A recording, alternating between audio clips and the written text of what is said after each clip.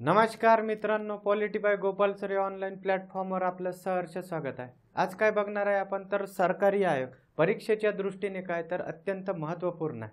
यावर बघा आयोग वारंवार प्रश्न विचारतात। मग आपण काय केलेलं असेल तर बघा यांनी 247 शिफारशी केल्या। मग एवढ्या शिफारशी लक्षात राहणे शक्य आहे का? तर बिलकुल नाही। आपण काय तर आयोगाने वारंवार विचारलेल्या काय शिफारशी घेतलेल्या आहे आणि आयोग त्यावरच काय प्रश्न विचारतात। तसेच काय असेल त्यांचे सदस्य, मग सदस्यावर सुद्धा आयोग विचारतात की खालीलपैकी कोणते सदस्य आहे कोणते सदस्य नाही। तर सदस्य हे काय तर 100% तुमच्या लक्षात राहणार का? तर आपण त्यांची ट्रिक सुद्धा बनवलेली आहे। त्यानंतर आपला MPSC आयोग काय म्हणू आपण, स्थापना कधी झाली, त्यानंतर काय असेल अहवाल कधी दिला, त्यानंतर काही शिफारशी विचारतात।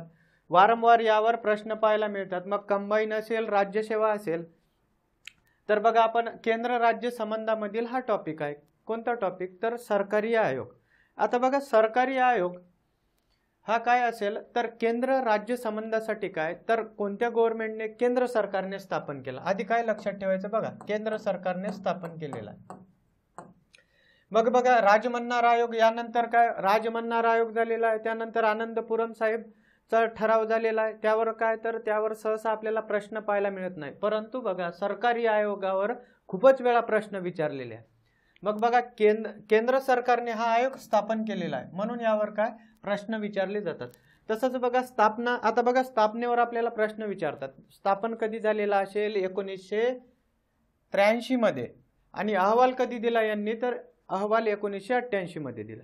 आता या आयोगाला काय सांगितलं 83 मध्ये केंद्र सरकारने हा आयोग स्थापन केला आणि त्यांना म्हटलं की तुम्ही एका वर्षामध्ये अहवाल द्या, म्हणजे 84 मध्ये अहवाल द्या। परंतु यांना काय तर यांनी एका वर्षात नाही तर काय 88 मध्ये अहवाल दिला। एखाद्या काय म्हणू आपण एखाद्या विद्यार्थ्याला म्हटलं बाबा एका वर्षात MPSC पास होय, परंतु 1 वर्ष नाही 2 वर्ष नाही 3 वर्ष नाही काय तर 4 वर्ष एक्स्ट्रा लावले। त्याचप्रमाणे बघा मग 88 मध्ये यांनी अहवाल दिला। ही स्थापनावर आपल्याला भरपूर वेळेस प्रश्न विचारतात। एक वेळेस तर असं विचारलेलं आहे सरकारी आयोग कशासाठी स्थापन केला तर कशासाठी केंद्र राज्य संबंधांसाठी, केंद्र राज्य संबंध।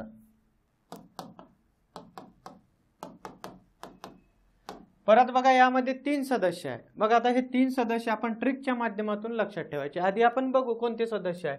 न्यायमूर्ती RS सरकारिया, बघा हे अध्यक्ष होते हे सरकारिया। त्यानंतर B शिवरामन हे सुद्धा सदस्य पाहायला मिळतात। त्यानंतर काय असेल SR सेन हे काय तर सदस्य। आता बघा ट्रिक लक्षात ठेवायची काय शिवसेनेचं सरकार। आता सरकार कोणाचं असो आपल्याला काय ट्रिकच्या माध्यमातून लक्षात ठेवायचं। कशाचं सरकार, शिवसेनेचं सरकार म्हणू आपण।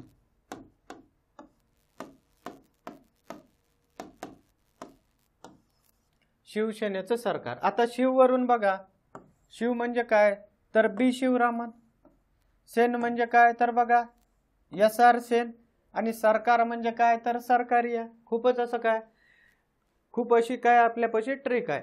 तर बघा खूपच वेळा यावर प्रश्न सुद्धा विचारतात। खालीलपैकी काय सरकारी आयोगाचे सदस्य कोण आहे, किंवा कधी कधी आयोग म्हणतात खालीलपैकी सरकारी आयोगाचे सदस्य नसणारे कोणते। आपण प्रश्न सुद्धा घेतलेले आहे कशा प्रकारचे प्रश्न विचारणं। आता हा आयोग कशासाठी स्थापन केला बघा तुम्हाला सांगितलं केंद्र राज्य संबंधाचा अभ्यास करण्यासाठी। काय असेल सर्वोच्च न्यायालयाचे हे निवृत्त न्यायाधीश होते 1983 मध्ये। यांच्या अध्यक्षतेखाली काय कोणी तर केंद्र सरकारने काय तर हा आयोग स्थापन केलेला आहे। आता एका वर्षात अहवाल देण्यास सांगण्यात आले, मात्र त्यांची मुदत किती 4 वेळेस वाढवली। आता बघा स्थापना आपल्याला माहित आहे, स्थापना कधी झाली 1983 मध्ये। मग एका वर्षात त्यांना म्हटलं एका वर्षात तर काय 84 मध्ये काय केलं यांनी अहवाल द्यायला पाहिजे होता, परंतु बघा मग 4 वेळेस मुदत वाढ दिली। 4 वेळेस मुदत वाढ म्हणजे 84 4 1988। तर हे इयर सुद्धा लक्षात ठेवायचे, खूपच वेळा प्रश्न विचारतात। ठीक आहे। त्यानंतर बघा शिफारशी, आता 247 शिफारशी केल्या। मग एवढ्या शिफारशी लक्षात राहणार का तर बिलकुल नाही। मग यासाठी बघा आयोगाने काय वारंवार विचारलेले जे प्रश्न आलेले आहेत त्याच शिफारशी आपण काय घेतलेल्या आहे आणि काय असतात आयोग यावरच प्रश्न विचारतात। मग एखादी नवीन शिफारस असेल तर आपल्याला काय लॉजिकच्या माध्यमातून ते सॉल्व्ह होतात। तर बघा 247 शिफारशी केल्या होत्या, त्यापैकी काही शिफारशी 356 चा वापर, आर्टिकल 300 अनुच्छेद 356 म्हणतो आपण। 356 काय राष्ट्रपती राजवट यांचा वापर कसा करा क्वचित करावा किंवा शेवटचा पर्याय म्हणून करण्यात यावा। तर राष्ट्रपती राजवट म्हणतो आपण. राष्ट्रपती राजवट आपल्याला माहित आहे राज्यामध्ये लावल्या जातात, तेव्हा काय राज्यांचा अधिकार हे 0 होतो. म्हणून काय सांगितलं असेल की बघा 356चा वापर कसा करा, शेवटचा पर्याय मग ऑल इंडिया सर्व्हिसेस काय करा, प्रबळ करा. मग आपल्याला काय म्हणतात आयोग, कधी कधी ऑल इंडिया सर्व्हिसेस रद्द करा का, तर नाही, प्रबळ करा म्हटलेलं आहे यांनी. मग आपल्याला प्रश्न विचारतात की ऑल इंडिया सर्व्हिसेस रद्द करा असं म्हटलेलं आहे, तर विधान काय असेल, चुकीचं असेल. त्यानंतर बघा त्रिभाषा सूत्र लागू करण्यासाठी उपाययोजना करावी. 3 भाषा सूत्र काय असेल, तर बघा एक मातृभाषा असेल, त्यानंतर काय हिंदी आणि इंग्लिश. मातृभाषा म्हणजे काय, मराठी, महाराष्ट्रामध्ये मराठी आणि इतर ठिकाणी जर गेलो आपण गुजरातमध्ये तर गुजराती. त्यानंतर बघा कलम 263 अंतर्गत कायमस्वरूपी आंतरराज्य परिषदा स्थापन कराव्या. आता आंतरराज्य परिषदा स्थापन करण्याचा अधिकार कोणाला आहे, तर आपल्या राष्ट्रपतींना. बघा यांनी ही शिफारस सांगितलेली आहे, आर्टिकल 263 लक्षात ठेवायचं. त्यानंतर बघा 1990 पासून काय, तर आंतरराज्य परिषदा सुद्धा काय स्थापन केलेल्या आहे. आंतरराज्य परिषदा कशासाठी स्थापन करतात, तर बघा केंद्र आणि काय असेल, केंद्र राज्यामध्ये समन्वय साधण्यासाठी काय, तर त्यांचा समन्वय साधण्यासाठी ह्या परिषदा स्थापन केल्या जातात. तसंच बघा समवर्ती विषयावरील कायदा करण्यापूर्वी केंद्राने राज्याशी चर्चा करावी. आपल्याला माहित आहे 3 सूच्या पाहतो आपण. आर्टिकल 246 मध्ये आपल्याला केंद्र सूची, राज्य सूची आणि समवर्त सूची, बरोबर आहे की नाही. तर बघा मग समवर्त सूचीमध्ये आपल्याला माहित आहे जर केंद्राने आणि राज्याने जर कायदा केला तर केंद्राचा कायदा काय असतो, वरचढ असतो. परंतु इथे काय म्हटलेलं आहे, समवर्ती विषयावर कायदा करण्यापूर्वी केंद्राने काय करायला हवी, राज्यांची चर्चा करायला हवी की आम्ही या विषयावर काय कायदे करणार.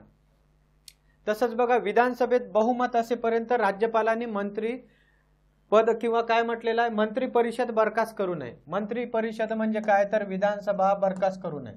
का, तर पार्शालिटी करू नये. आपल्याला माहित आहे राज्यपाल काय असतात, तर केंद्राचे आपण प्रतिनिधी म्हणतो, बरोबर आहे की नाही. केंद्र सरकारचं म्हणजे काय, तर आपले राष्ट्रपती त्यांची काय करतात, नेमणूक करतात. तर अशी पार्शालिटी करू नये. त्यानंतर राष्ट्रपतीने राज्य विधेयकाला संमती देण्यास उशीर केल्यास राज्य सरकारला तसे कळवणे आवश्यक आहे. आता बघा आर्टिकल 201 नुसार आपल्याला माहित आहे, 201 नुसार काय असेल, तर राज्यपाल काय करतात, राष्ट्रपतीसाठी काय, तर हे बिल राखून ठेवतात. मग राष्ट्रपतींना काय, तर टायमिंग नसतो, ते कधी काय म्हणू, वेळेचं बंधन नाही.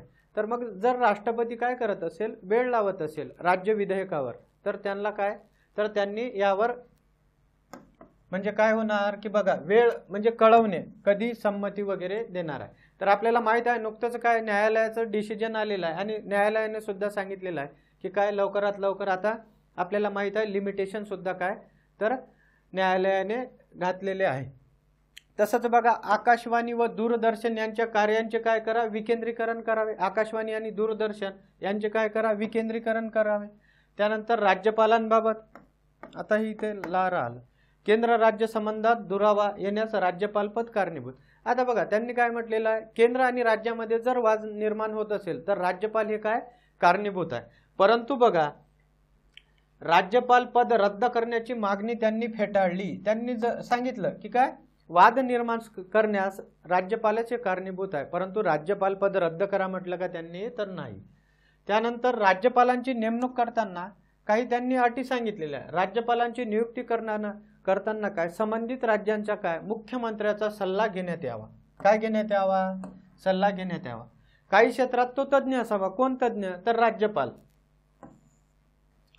ती व्यक्ती राज्याबाहेरील असावी, राज्याबाहेरील व्यक्ती असावी. आता महाराष्ट्रामध्ये जर काय आपल्याला राज्यपाल नेमायचं असेल तर महाराष्ट्रातील व्यक्ती नसावी, महाराष्ट्राच्या बाहेरील व्यक्ती असायला हवी.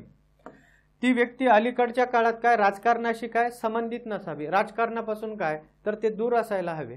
का, तर राज्यपाल पद हे घटनात्मक पद आहे आपल्याला माहित आहे. आणि आपण काय म्हणतो, तर राज्याचा प्रथम नागरिक कोण असेल, तर राज्यपाल असतात. आता सरकारी आयोग आपण बघितलेला 1 वर्षात अहवाल देण्यास सांगण्यात आले, मात्र ही मुदत किती, 4 वेळेस. आता हे 4 वेळेसवर कधीच प्रश्न आला नाही, परंतु लक्षात ठेवायचं की त्यांना मुदत किती वेळेस, तर 4 वेळेस वाढवण्यात आली. शेवटी 88 मध्ये काय तर त्यांनी अहवाल दिलेला आहे, लक्षात ठेवा. आता सर्वात महत्वाचं म्हणजे बघा आयोगाचे प्रश्न. तर आयोगाचे प्रश्न तर आपण बघणार आहे, तरी आपल्या चॅनलला काय करा, लाईक आणि सबस्क्राईब करा.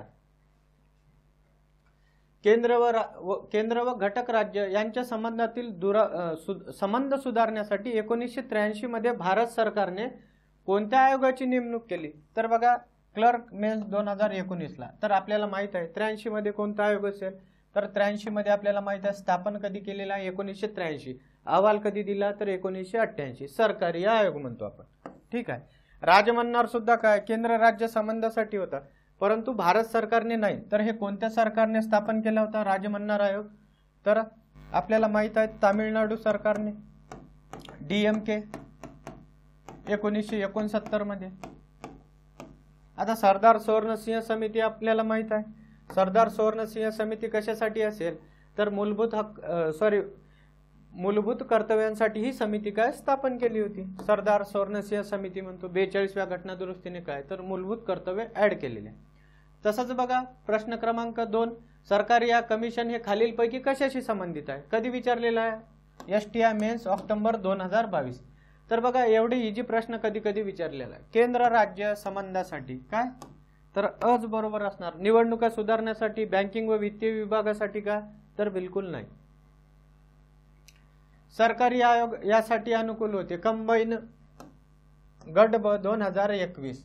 तर बघा कशासाठी? राज्यपाल पद रद्द करा म्हटलं का त्यांनी? तर नाही. राज्यपाल पद रद्द करा मागणी त्यांनी फेटाळली. त्यांनी सांगितलं की राज्यपाल हे कारणीभूत आहे वाद निर्माण करण्यात, परंतु राज्यपाल पद रद्द करावे का? तर नाही, हे चुकीचं आहे. त्यानंतर बघा अखिल भारतीय सेवा रद्द करा म्हटलं का त्यांनी? तर नाही, प्रबळ करा म्हटलेलं आहे. काय करा म्हटलं त्यांनी? प्रबळ करा. आंतरराज्य परिषद रद्द करावी का? तर नाही, आंतरराज्य परिषदा स्थापन करा म्हणून सांगितलं त्यांनी. मग काय असेल? वरील पैकी एकही नाही. सर्व हे तिन्ही काय आहे? चुकीचे. म्हणून ऑप्शन क्रमांक काय? तर 4 येणार. खालीलपैकी कोण सरकारी आयोगाचे बघा सदस्य नव्हते? कधी कधी आयोग म्हणतात सदस्य होते. तर कधी विचारलेला आहे? कंबाईन पूर्व परीक्षा एप्रिल 2023 मध्ये हा प्रश्न आलेला आहे. बघा B Sivaraman, doctor SR Sen आणि रामा सुब्रमण्यम खालीलपैकी नाही. तर आपली ट्रिक, शिवसेनेचं सरकार सांगितलं तुम्हाला. काय? शिवसेनेचं सरकार. बघा बरं शिवरामन आहे का? सेन हे बघा. आणि सरकार हे दिलं नाही. सुब्रमण्यम वगैरे आहे का? तर नाही. मग काय? खालीलपैकी कोणते सदस्य नव्हते? तर ऑप्शन क्रमांक काय? 3 येणार. लक्षात ठेवायचं.